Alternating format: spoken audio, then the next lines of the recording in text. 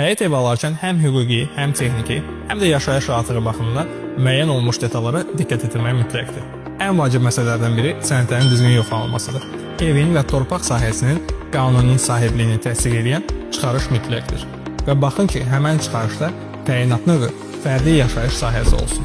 Ərazinin seçimi də çox önəmli bir detaldır. Şəhərə yaxınlığı, nəqliyyat imkanları və sosial infrastruktura çıxışı mütləq şəkildə diqqət yetirin. Məktəb, mağazalar, poliklinikalar və ya digər tibbi mərkəzlər çox önəmlidir. Növbəti etap evin tikinti keyfiyyətidir.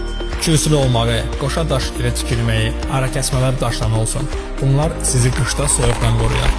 Kürsülü olmağı isə yerdən gələ biləcək hər hansı bir su basma və yaxud da vermişliyin qarşısını alacaq. Su, elektrik və kanalizasiya sistemlərinə diqqət yetirin. Hər birinin normal işlək vəziyyətdə olmağı mütləqdir. İstilik və izolyatsiya da önəmlidir. Qışda istiliyi saxlaya bilməsi və enerji sərfiyyatının qarşısını almağı əladır.